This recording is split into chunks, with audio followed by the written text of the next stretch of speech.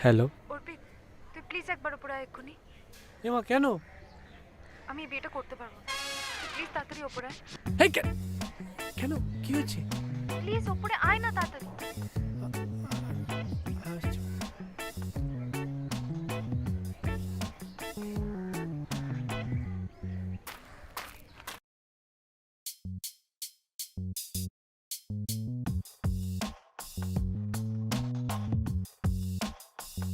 আরে তুমি এখানে? হ্যাঁ, ওই ফুল দিয়ে সাজাবার পর কেমন লাগছিল দেখতে এসেছিলাম, ছবি তুলবো তো তাই।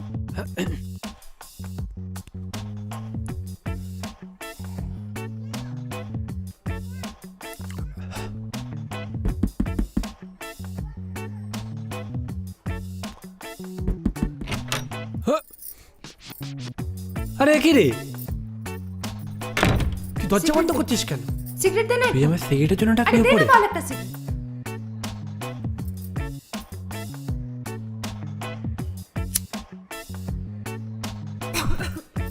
তোর কাছে একটা সিগারেট থাকে না, লোকের খাওয়া সিগারেটগুলো নিয়ে এসেছিস। আরে এই তুই কি বলবি বলছিলিস আমাকে? অর্পিত, আমি বিয়েটা করতে পারবো না, প্লিজ তুই কিছু একটা কর। হ্যাঁ মানে মানে আবার কি, এই বিয়েটা আমি করতে চাই না। এই তুই তো শান্ত এখানে বসতো। তুই এবার আমাকে বল, তুই বিয়েটা কেন করতে পারবি না? এত প্রশ্নের উত্তর আমি দিতে পারবো না। তুই কি এখান থেকে নিয়ে যাবি আমায়? না হলে ওরা জোর করে আমাকে বিয়ে দিয়ে দেবে। ভেবেচিন্তে বলছিস সব? এতে ভাবার কি আছে? তুই যাবি নি আমাকে এক্ষুনি? না মানে আমি জানতাম যে আমাদের মধ্যে সবকিছু প্রায় শেষ হয়ে গেছে, আর তুইও আমাকে তোর বন্ধুই বলতিস। আর তাছাড়াও এখানে সবার মধ্যে আমি তোকে নিয়ে কি করে পালাবো বলতো? তোকে বাড়িতেও বা আমি কি বলে তুলবো? মারছিস কেন? সমস্যা কোথায় তোর? সমস্যা? আমার সমস্যা? তখন থেকে তুই নিচে আজে বাজে বকে চলেছিস, আর আমার সমস্যা? তোর মনে হলো তোকে আমি এখানে বিয়ে করবো বলে রাখলাম? তুই তো বললি আমাকে তোকে নিয়ে পালাতে। হ্যাঁ, নিয়ে পালাতে বলেছি, পালিয়ে বিয়ে করতে না।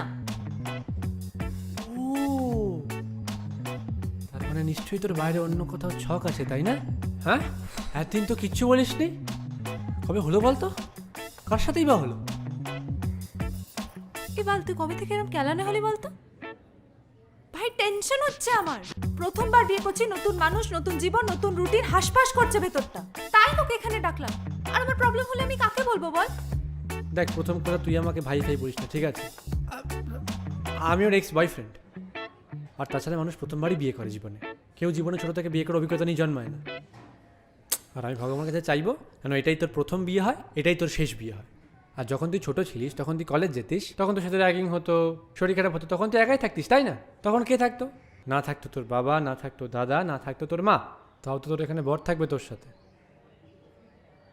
কিন্তু তখন তুই ছিলিস আমার সাথে সব সময়। এখন তো তুই থাকবি না বল। আর তাছাড়া নিজের বিয়ের সমস্যার কথা নিজের প্রাক্তন প্রেমিককে বলাটা খুব একটা ভালো দেখায় না।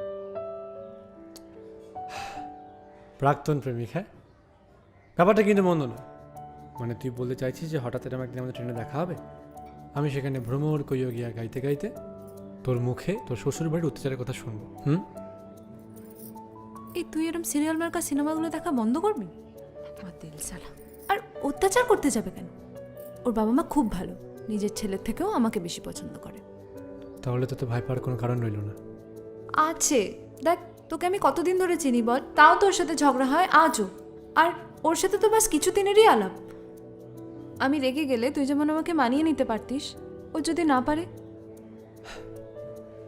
দেখ চন্দ্র, রাগ ভাঙানোর ক্ষমতা সবার সমান থাকে না। আমি যেমন তোর রাগ ভাঙাতাম, তুইও কিন্তু আমায় বারবার ভেঙে পড়া থেকে বাঁচাতিস। সেটা আমার ব্যক্তিগত কোনো কারণ হোক, বা আমার কলেজের কোনো কারণ, বা ইউনিয়নের কোনো কারণ। আর আমি জানি যে যদি বাই চান্স ও তোর রাগ টাগ না ভাঙায়, তুই একবার সরি বলে দিবি, দেখবি ও নিজেকে শুধরে নেবে। আর আই এম শিওর যে ওর মধ্যে এই গুণটা না থাকলেও নিশ্চয়ই এমন কোনো গুণ আছে যেটা আমার মধ্যে নেই। আছে তো, সময় সম্মান করতে জানে, তোর মতো লেটুস না। অনেক কিছু রান্না করতে পারে, ফিট, আর তার থেকেও বড় কথা দায়িত্ব নিতে জানে। তাহলেই দেখ, এরকম আরও অনেক নতুন নতুন গুণ তুই আবিষ্কার করতে পারবি। আর আই এম শিওর তোদের বিবাহ জীবন আরও ভালো হবে। তুই বড্ড ক্যাজুয়াল আছিস তো। তোর একটুও কষ্ট হচ্ছে না আমার বিয়ে হয়ে যাচ্ছে বলে? তুই কি চাস আমি কষ্ট পাই? না, আমি চাই তুই সুখে থাক। তোর জীবনে আবার এমন কেউ আসুক যে তোর জীবনটা চন্দ্রমল্লিকার মতো রঙিন করে দেবে। আমার জীবনে রঙিন হওয়া